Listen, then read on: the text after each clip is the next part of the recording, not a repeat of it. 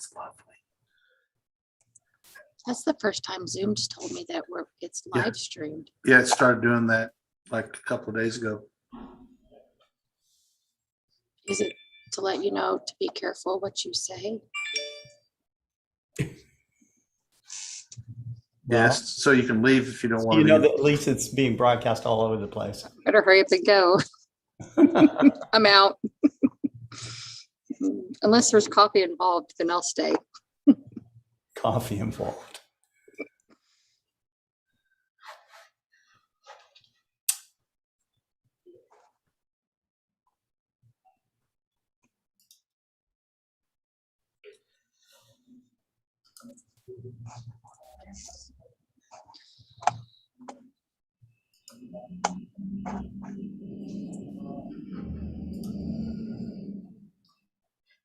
So Kent, when are y'all leaving for Oklahoma? Tomorrow morning. Are you going to sleep out in the camper out there in the parking Yes, we lot? are. And tonight? No, I could. I just unplug Scott's power and plug it into mine. That's right. Do you always carry around your own bed with you? I could when I go camping.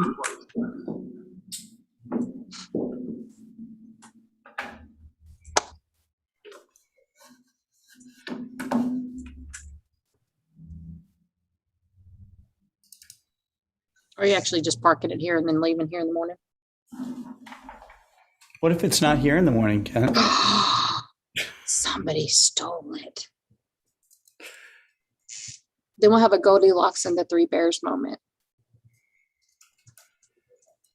So Martin Eastburn is on. Hello, Martin.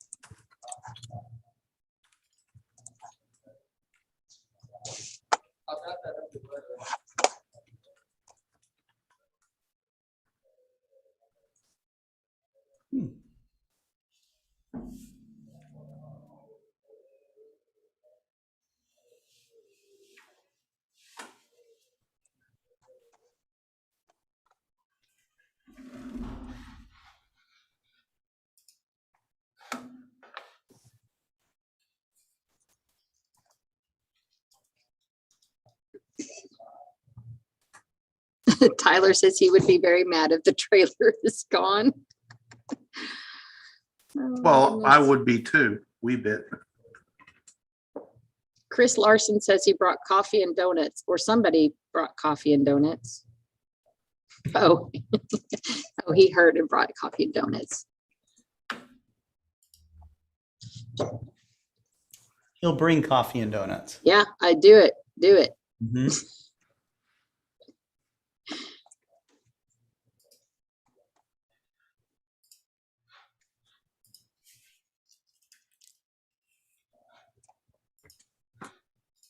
It's really strange. I was looking at our broadcast on Google Chrome versus Safari, and Safari loaded faster. Really? Yeah. Is it ahead? Huh? Is Safari ahead? No, it's just that the whole, the what's called time to paint, okay, or whatever, the paint time in seconds for the page. It just wasn't filling all the way in with all the comments and everything. So a little bit different. All right.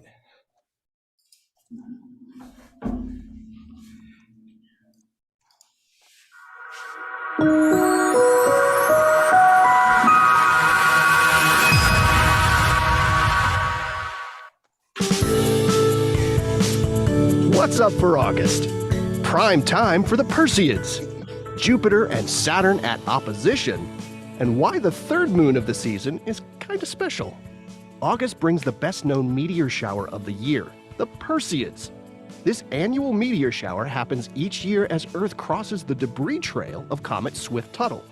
Most of these meteors are grains of dust up to the size of a pea, and they create fabulous shooting stars as they burn up in Earth's atmosphere. Although Perseids can be seen from mid-July through late August, the most likely time to see any meteors is a couple of days on either side of the peak. I'm looking forward to seeing This year, the peak Perseids. falls on the night of August 11th and into the pre-dawn hours of August 12th. Think of that as prime time for the Perseids. Under really dark skies, you could see almost one per minute near the time of maximum activity.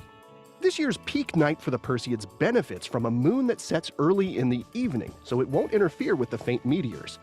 But before it sets that evening, be sure to check out that gorgeous crescent moon in the west after sunset with brilliant planet Venus. To enjoy the Perseid meteor shower, just find a safe, dark location away from bright city lights. Lie down or recline with your feet facing roughly toward the north and look up. The meteors appear to radiate from around the constellation Perseus, but they can streak across the sky anywhere above you. NASA also has a way for you to catch some Perseids online. NASA's Meteor Watch team plans a live stream overnight on August 11th. Visit the link on screen for more details. August is perhaps the best time this year to enjoy viewing Jupiter and Saturn, as both planets reach opposition this month.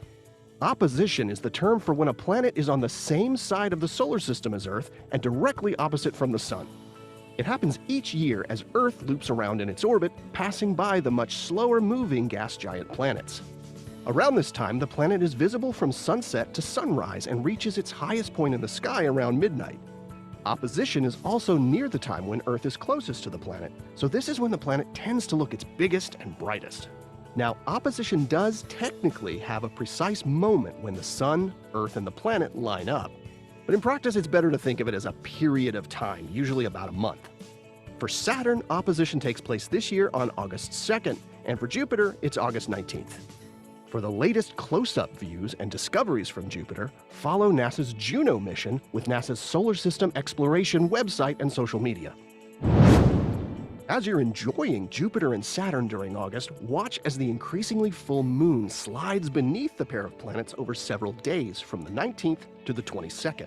Plus, the full moon on August 22nd is what's known as a seasonal blue moon, as it's the third full moon out of 4 this season, where normally each season there are only 3. This happens every 2.5 to 3 years, or as they say, once in a blue moon. Here are the phases of the moon for August. You can catch up on all of NASA's missions to explore the solar system and beyond at nasa.gov. I'm Preston Dykes from NASA's Jet Propulsion Laboratory, and that's what's up for this month.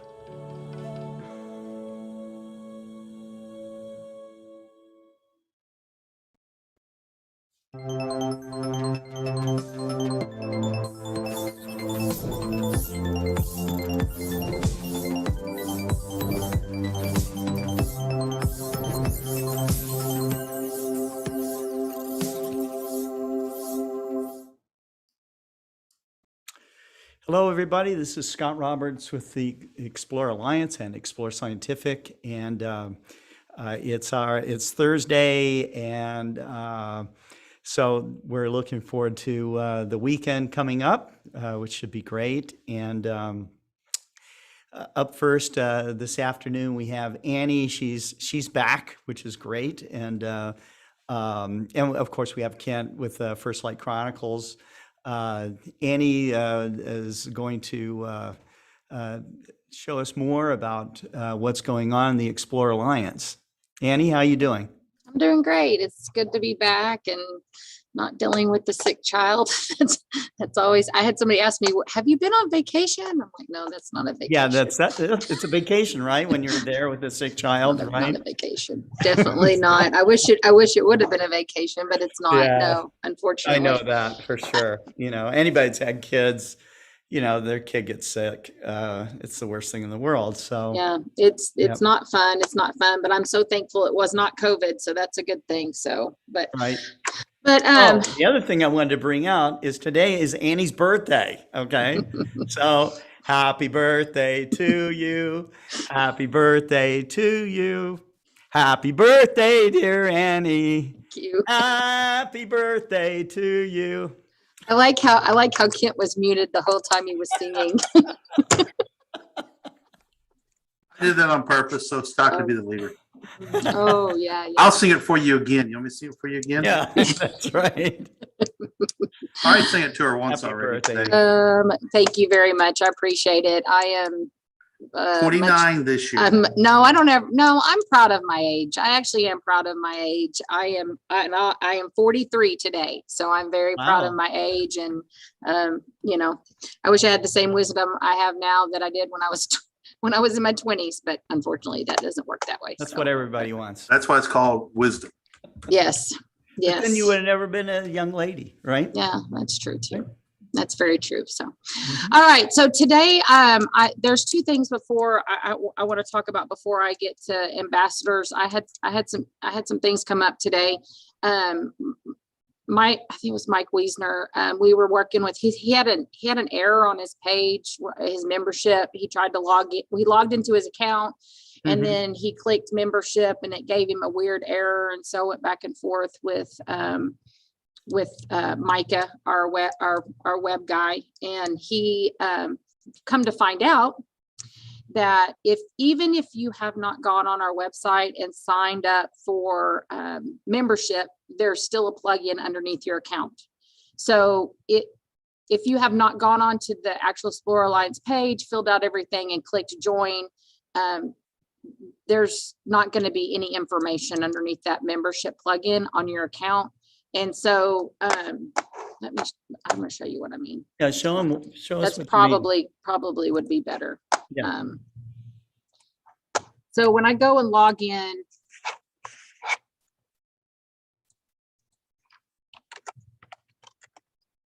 I have to change my password. Everybody's going to know it. Just kidding. So this right here, this managed membership is on Yes. on anybody that has an account with us. It does not matter if you have a membership or not, it is there.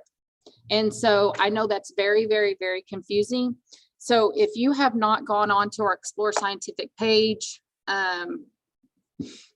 Explore Alliance. What if you don't have a membership? What's going to happen? If you click it, Yeah. if you click it, it'll give you an error. And that's It what gives you happened. an error. Yeah, Okay. and that's what happened with Mike see. is he clicked it and it gave him an error. It took me a little bit to figure out what's going on. But if you have not gone to this page and filled this out and hit join, then there's nothing underneath that plugin on your account. There's no information for it to have, so it's going to give you an error. That does not mean that you do not have a membership. In our old system, I have everybody listed. And So if somebody gets an error, what do? They can notify me. They can Okay. email me You'll at fix Explore Alliance, Explore Alliance at explorescientific.com. I can verify their membership in our older system and go from there. I also can tell them when their membership will expire. And what we're asking members to do that have paid for a yearly membership is just keep it in that old system with us. I keep record of that. And then once it needs to be renewed, then we would ask you to go to the new system and join. That way it just kind of, we're not having to double, it's not in both systems and trying to verify this and that. And so we want you guys to get the best out of your money, so if it's not going to expire for 8 or 9 more months, there's no reason to go on this right now and do the joining with it. So, and then the other thing that we found out was that if you go to Explore Scientific.com, and you hit login, and I log in again.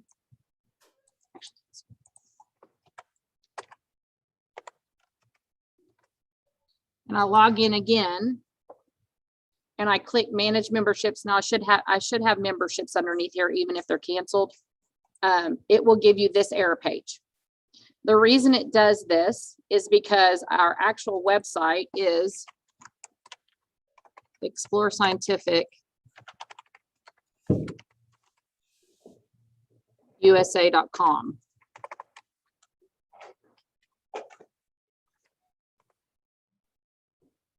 And so, I've logged in already to show you guys that membership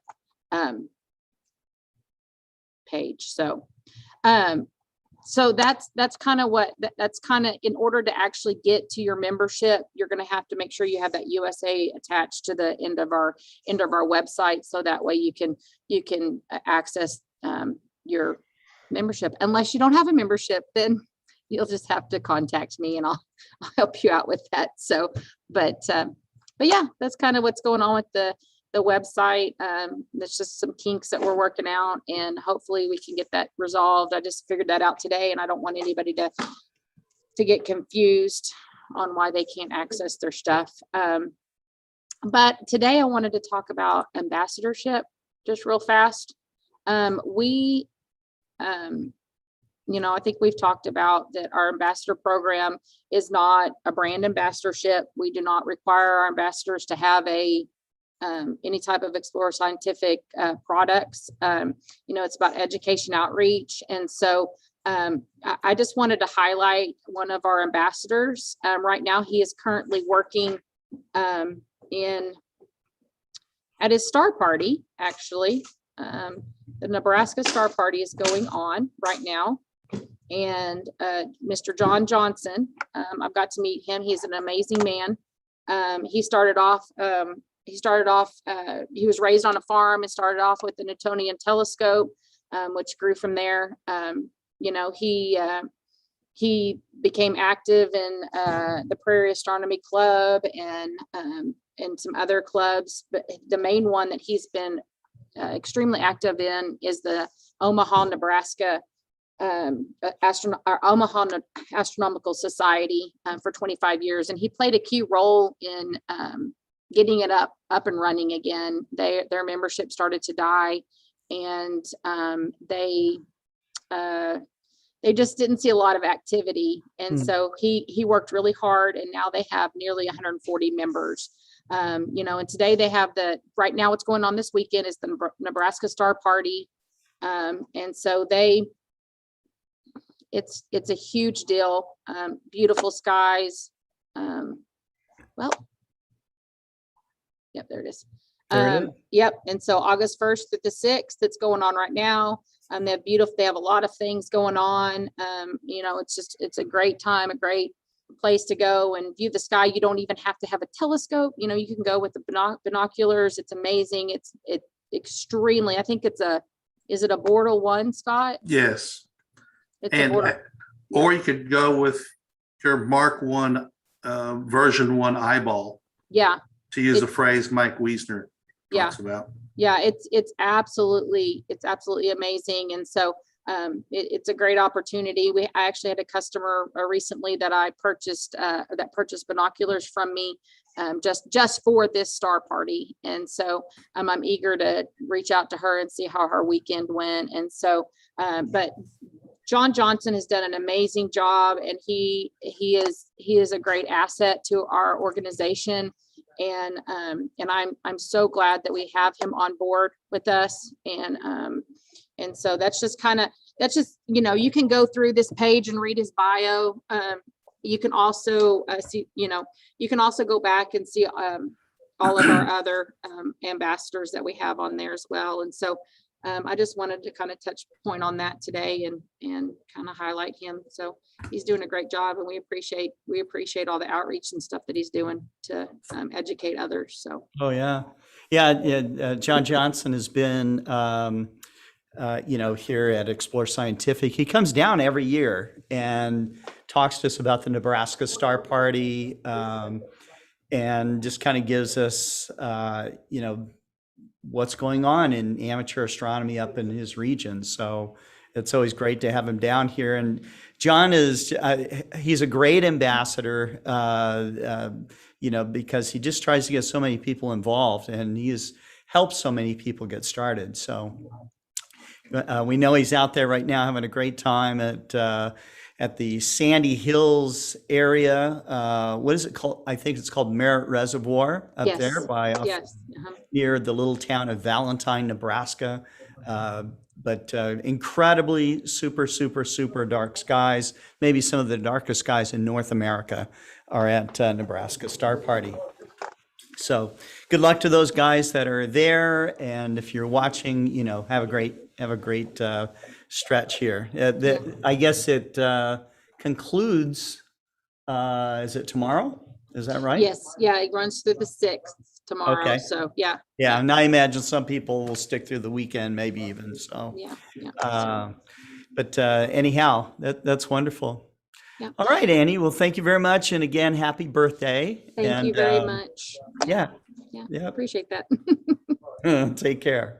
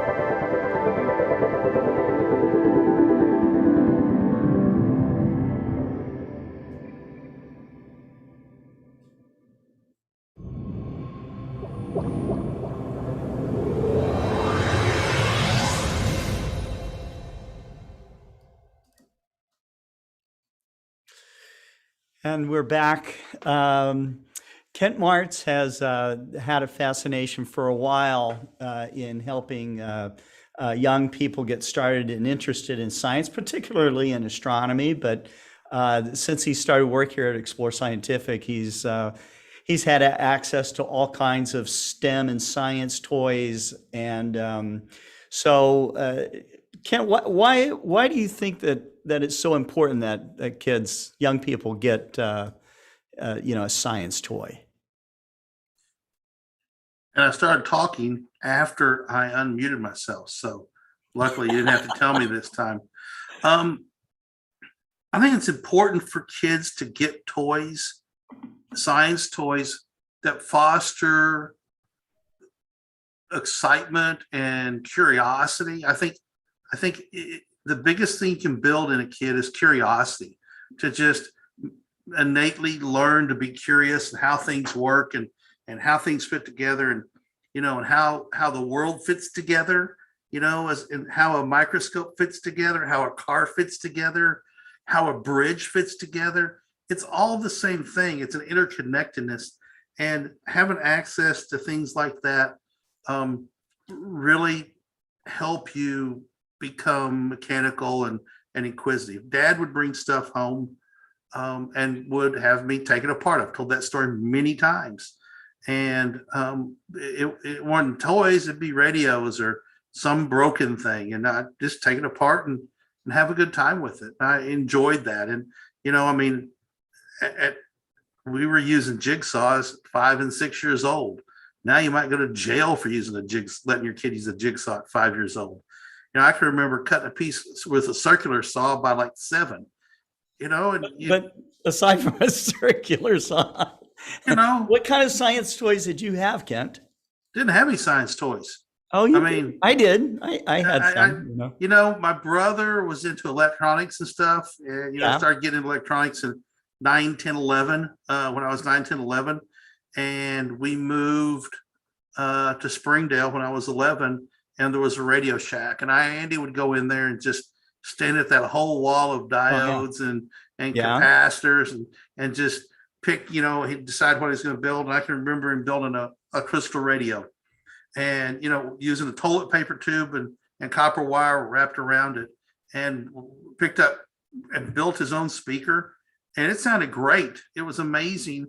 A 13-year-old built his own. Oh yeah, it's awesome. His own little crystal radio that could pick up AM just as clear as day. It was very cool. But I just didn't, I just always was just sort of mechanical and just, more into the outdoors, through Boy Scouts. And we had a project when in earth sciences, probably in 10th grade, where you had to collect leaves of trees, and you had to get like 10, and I ended up getting like 130, and got extra credit for all of it. So I was more into the natural sciences early in life, but that's why the microscope that I've talked about, I think last week or the week before, that little 20 power that you can carry out with you, I would have loved to have had that. Now, what I did have was access to some optics. Dad would take apart binoculars at our collimation, and a couple of times he tried to build some little telescopes out of them and never was successful. But I did learn that, the difference between a concave and a convex lens. And if you hold it just right, yes, you can burn your hands and other things with it and can start fires. So that was experimentation. And he would just give us stuff and let us experiment.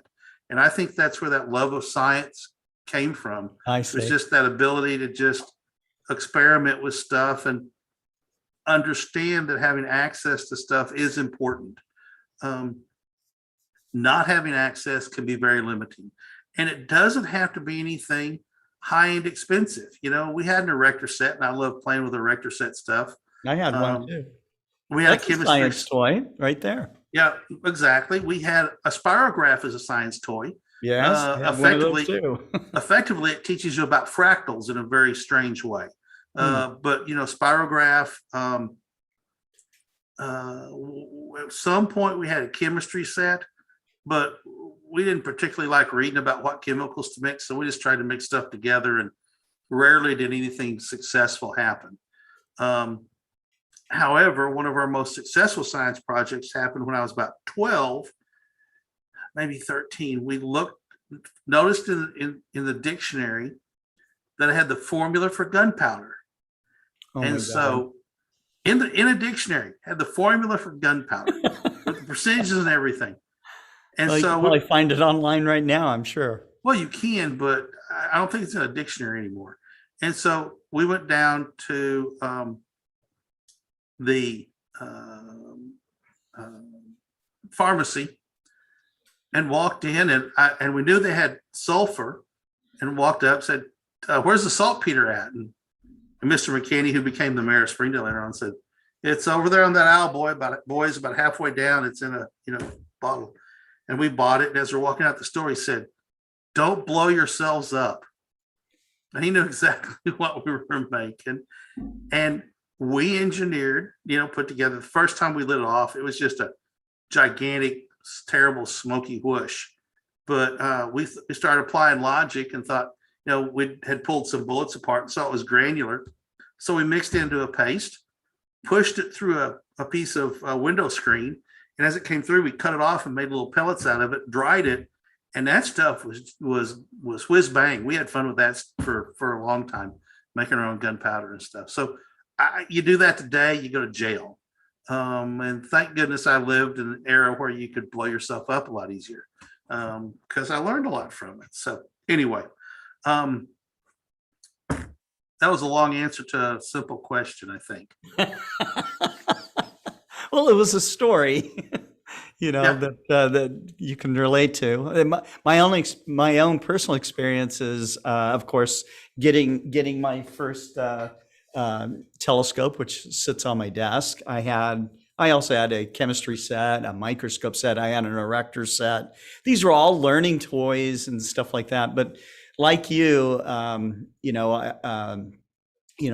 rebuilt an engine when I was, in third grade, 8 years old. So, that kind of experience and learning how things come apart and go back together. In fact, my telescope got torn apart many times and reassembled. So I think it just it kind of sets you up for maybe inspiration of what you'll do later in life, and gives you some skills on, thinking in abstract ways to problem solve, especially when you don't have like the diagram or, for in a telescope, especially how all the lenses go and which way they're supposed to work. And so you have to work it out. You have to see how it works just to get it to. You mentioned taking an engine apart. I can remember, probably 10 or 11, there was an old lawnmower that wasn't working anymore. And I, with no diagrams, nothing, got tools, took it apart, put it back together again. And I later to know that because I was cleaned out the carburetor and the carburetor was the problem, but I took the engine completely apart and literally could have probably just taken the carburetor apart and got it running again. And, didn't ask Dad. There was no diagrams. So you had to figure out how these little pieces all fit together and how to make them go back together. And great learning experience there. Yeah, absolutely. Beatrice Hines says that when she was young, that she had a toy microscope. Now she has a real microscope, which is cool.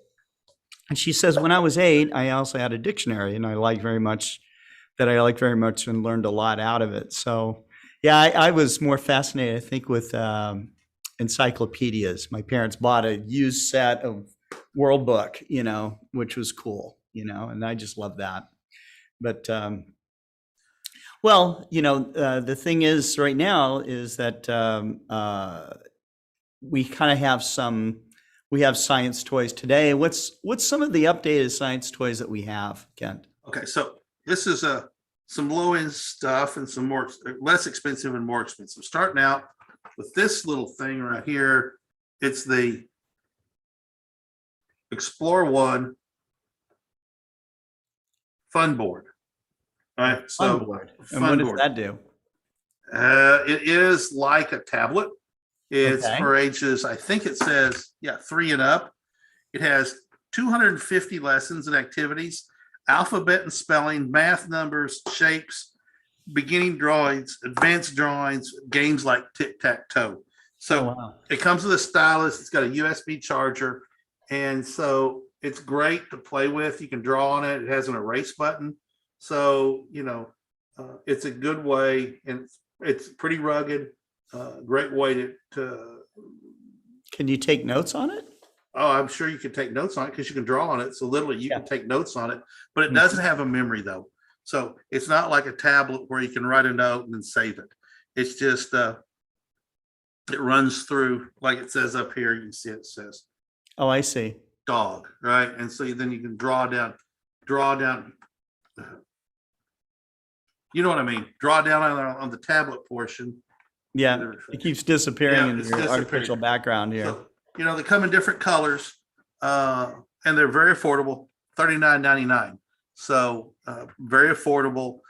Something like that, teaches a kid interactivity, and you're not handing them a $300 or $400 or $500 or $1,000 iPad or something. You're handing them something that if they do run over it with their tricycle or spill juice on it, it's not gonna break the bank to replace it. Although then I've had people who had like a metal detector, one of the inexpensive metal detectors that wouldn't work, and I'm not going to bring that back. I just sent them a new one, and Yeah. they said, "What do I do with this one?" I said, "Well, give it to your kid and hand them a screwdriver and say, take it apart, and if they can figure out how to make it work again, they get a free, metal detector out of it, and who knows what that does for their career in the future."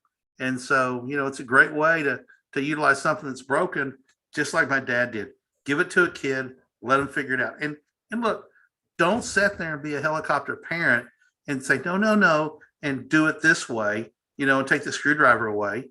The whole point is to let that child learn how to use a screwdriver. And you can show them a little bit, but let them take it apart. And just because they don't know how to take it apart doesn't mean they can't figure it out. And that's where that being able to envision things comes from. Be able to look at something and go, okay, then that piece probably goes in here like this and comes apart this way. That's how you can learn that stuff. So next Can you- item. Can Yes, you ma'am. can you describe the helicopter parent thing again for me? I want to make sure I don't do it. Oh, Annie.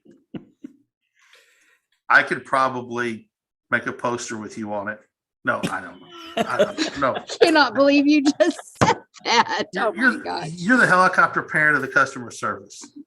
You Oh. run herd on all of us. That is 100% true. I have to go around and find them and tell them we have meetings. That's true. So anyway, all right. So next thing, I'm gonna hold this up. Is it still there? Can you see it? Yeah, your background keeps making these things disappear. You might want to cut Let's the see. background. Is it stop video? Choose virtual background. And none. Where is none at? Upper left-hand corner. Nope, it says general. It doesn't say none. Backgrounds and filters. You go into None. backgrounds. There we go. There you go. So Now you can see it. now you can see it. So it's the National Geographic 640X microscope kit. Comes with brine shrimp, which Scott, you and I knew as what? Sea monkeys. Sea Yeah, monkeys. sea monkeys. Comes with an adapter that you can put on the objective lens and take pictures. Rugged plastic scope, has some tools back here so you can manipulate things. It has prepared slides. You can learn. It has some dyes. And when your child drinks the dyes, don't panic because it's just food grade dye. Totally digestible. It's vegetable dye. It's not going to hurt you a bit. So it has a zoom from 40x to 640. And I'm looking at the back here. Has a little magnifying glass, prepared slides, an LED objective lens, graduated cylinder, pipette, tweezers, magnifying glass, round cutter, hatchery, yeast. Oh, yep, that's right. It has the yeast, so you can grow yeast and then look at it under the microscope. Runs on AA batteries, has an experiment book to tell you what you're going to do. This is a great little microscope here.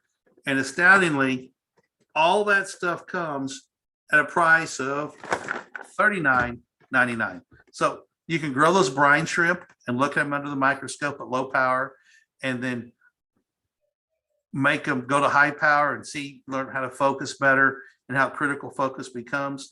The same thing for yeast. You can grow your own yeast and then look at it under a microscope, learn what yeast looks like. There's all sorts of stuff in the study guide that tells you about yeast and the life cycle of yeast, as well as life cycle of the sea monkeys, otherwise known as brine shrimp. And those of you who are old enough know that every kid's magazine had ads for sea monkeys, and it showed these monkeys, shrimp things, and they looked from outer space, and it was just of the era and marketing genius. I wonder how much that guy made from selling brine shrimp. That was just ubiquitous, but made money doing it. So this thing is really cool. It's a rugged little microscope. I like it a lot. It is a standard project the light up from the bottom through a little hole, right? And then through the stage and then into the objective lens of the eyepiece. And you look through the ocular, and you can turn this turret right here to change the magnification of the magnification. I call it a turret. What's its real name, Scott? There's a real name in microscope world. In microscope terminology. Yeah, in microscope terminology, it's not a turret, but I call it a turret. Scott's looking it up for us. Of course, we're both going to hit ourselves on the head once we. Yep, we are. So a really good microscope. It is called a turret. It is a turret. I was thinking there was another name for it. Okay. Revolving nose piece. It's also called the nose piece. Okay. Okay, you can turn the revolving Called a nose revolving nose piece. piece, but turret Very- is also correct. Very easy to turn. It's got a click stop, so you know it goes in the right space. Yeah. And it's good for, like I said, looking through stuff because the light comes from the back as well. So great. So the new thing, this has an LED light, correct? That's correct. Has an LED light. So that's new. It gives better illumination than the microscope. The microscope I had as a kid actually did have the little regular, I guess incandescent bulb, but that would burn out after a while, and mine, of course, burned out after a few months. And then getting another one was hard to do. They were these little tiny screw-in bulbs. And the other thing that's cool about that microscope is that there's, a smartphone holder, and now your smartphone turns into a micro cam, which is really cool. And So here's a picture of it right here. yeah, Right there's the phone adapter goes down over the eyepiece. So you can take pictures of video of what you're looking at as well. yeah. So if you want to go back to, a 1960s version of that versus today, what we have today is just so much more versatile. And to be very honest, doesn't cost a lot more than what it cost then. So, right. Another good thing about the LEDs is it's going to make those batteries last a whole lot longer. Yep. Because it's not generating heat. And as we all know, the LEDs use a lot less of electricity as well. So let's see. So what else? So these are sort of maybe kids' toys, but maybe adult toys. These are the Bresser 6x18 Monocular. So you can focus this. It's fully adjustable. Comes in two colors, gray and charcoal right there. Okay. And I like these a lot. They're small, as you can tell. They fit in your hand, as you can see right there. They're 4 fingers wide. They're very small. I like to carry these in my truck. So if I want to look at something real quick, I can get it out of my console and not have to reach under the seat of the truck and fish out the binoculars and pull them out. This is just real quick and accurate. When I'm out in the woods, I carry one in my pocket so I can, look out in the woods at birds or whatever. So deer, whatever, squirrels, whatever. So it has a 6 power. The 6 means it has a 6 power magnification, and the objective, the not looking at end is 18 millimeters wide. So this is a great little stocking stuffer. Love these things for stuffing stockings. The outdoorsman's friends, kids carrying them around. They're pretty rugged. I like these a lot. Would have loved to have had something like that, when I was a kid. So there as well. Very bright, very stable. People in the store I've shown them to said, here, go look outside at something. And they come back in and buy 2 or 3 because they don't think that it's going to work real well. And they come back in and it's just a good little device. So that's the Bresser 6x18 Monocular as well. So last but not least, and this is more of a toy for a bigger kid, but most assuredly fun to play with, night vision. Oh, Yeah. that we did not have. Yeah, we did not have the We military. did not have this stuff. This When would we have were been kids, fun. the military didn't even have this stuff. And now, we're working on coming out with some really cool night vision stuff that's going to be really cool. Probably spring of 22. Our outdoor guy talked to me about it a little while ago. I asked him. So this is the Explorer, National Geographic Explorer night vision, 3x25. So it's got 3 power magnification. If you look, that little thing right there is a illuminator. So But an infrared illuminator, right? an infrared illuminator. So if you're in a Okay. totally dark room with no lights, you can turn on that illuminator and then it lights up, and it's astounding how well it works. We've played with it in the back in the marketing department where there's no windows and no extraneous light, and it's dead dark and you can see everything, magnified by a power of 3. just like it's, you can see it, you can read, you can tell what's on the posters and everything else. So this picture right here of a deer really doesn't do the justice of how bright this thing really is. So what can you do with this? This would be fun to look out in your yard. Your dogs are barking at something. What's your dog's barking at? Well, you can, look out there and find out. Certainly playing around, in your bedroom or crawl space under your house, which is, I used to love to go in the crawl space under our house, mainly because my dad couldn't get in there, but I'd have to come out eventually. So, it was like when we get up on the roof, jumping over from a tree, and I look at it back and it's like, I love my dad and my mom both, but, they gave us the freedom to fall out of trees, and go thunk and, experiment with gravity. And, luckily I never really, experimented with gravity to the point that it injured me. But night vision, cool, high-end toy, but a cool toy nonetheless. But if I would have taken this apart before it broke, my dad probably would have thumped me pretty good. But at the same time, if I got it back together, he never would have known that I did it too. So this is a cool little device. It is pretty spendy, $159.99, but big boys and their toys cost money. So that's what I've got today. All four of those things would have just been awesome to have. I would have liked to have that ThinkPad for my kids. So my two middle grandkids, I got a almost 14-year-old, a 5-year-old, and a going on 3-year-old. I'm going to get him one of those for Christmas. And I have nearly a 2-year-old that's going to get one here at some point. So those are going to become birthday gifts or Christmas gifts, one or the other. So they can start playing with those things. Yeah. Mike Wiesner wanted to know, it's fun using a night scope with the IR illuminator turned off to view the night sky. Can this illuminator be turned off? I think on this particular one, it doesn't turn on until you turn it on. That's correct. To save batteries. So. Yes, I believe that's correct. Yep. Oh, wow. I've been transported to Cape Kennedy, just like that. Wow. You have to do something so like your body turns into sparkly glitter or something and then rematerializes on the other side. So, all right. Well, thank you very much, Kent. We'll have a few more things next week. Okay. I've got my eye on a few things.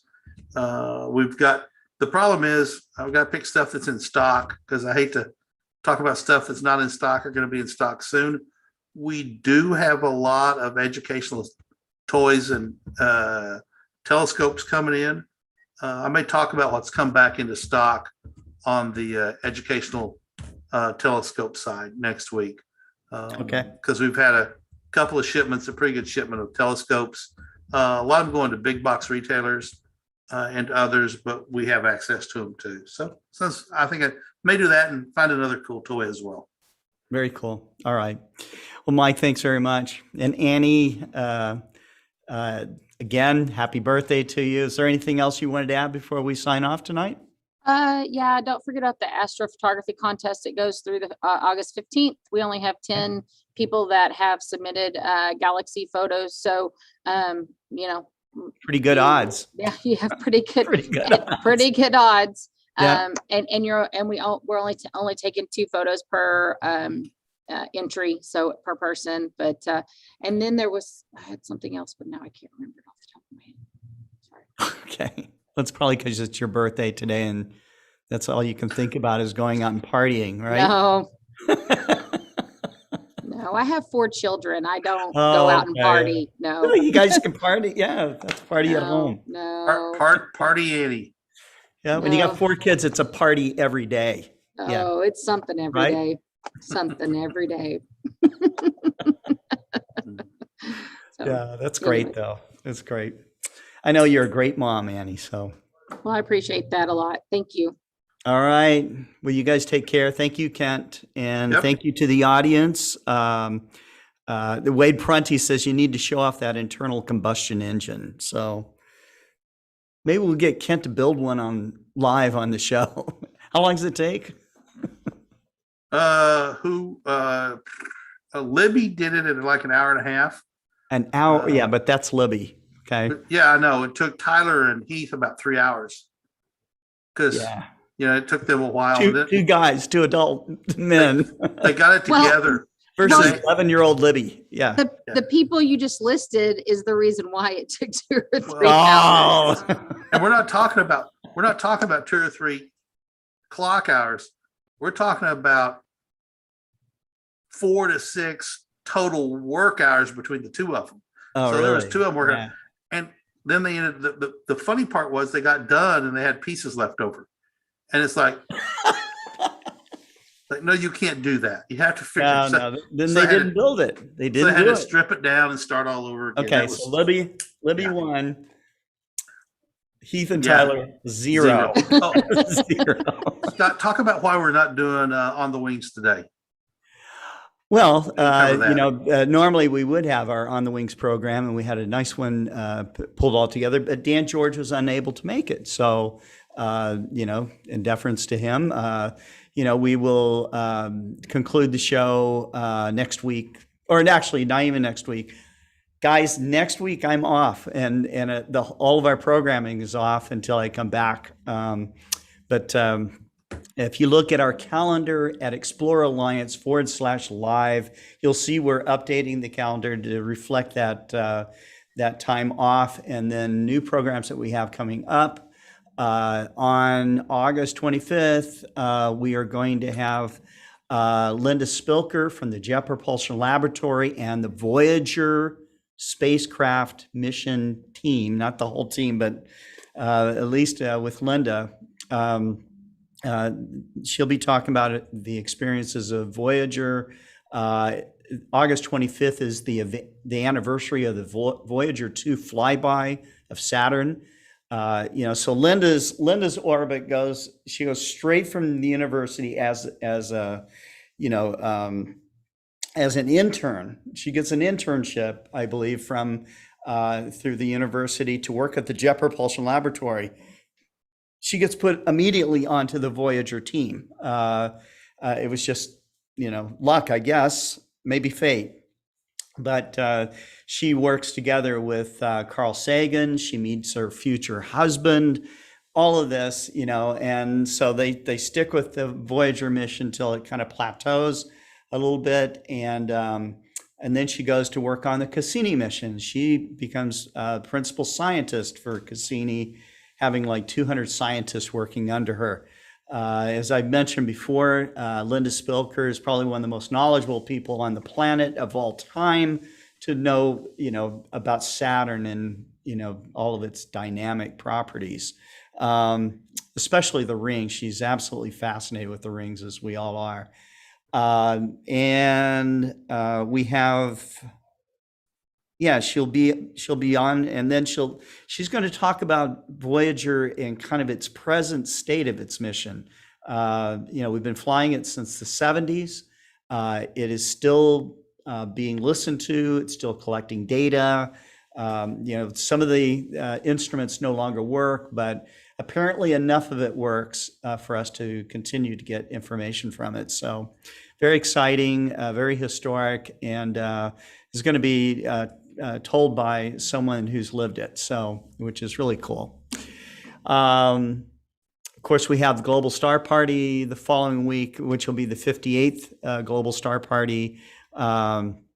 And so all of that is listed down there, as well as the other programs that we have with On the Wing, FirstLight Chronicles, and the Open Go-To community, and focus on astrophotography, which, by the way, we do have focus on astrophotography tomorrow, and I'll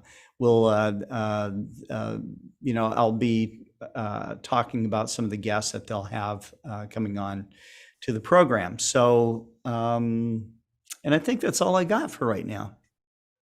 That's going to be a fantastic program right there.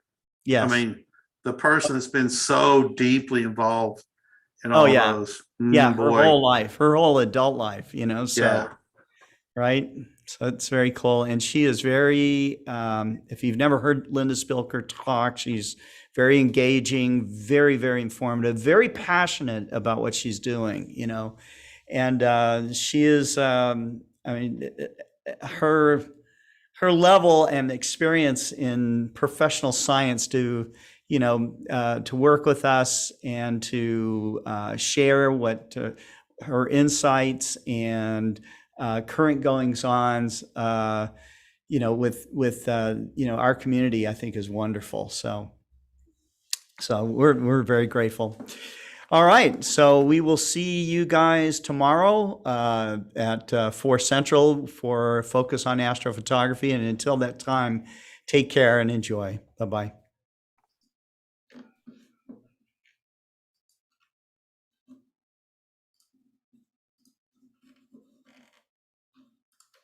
By the way, Annie, did I say happy birthday?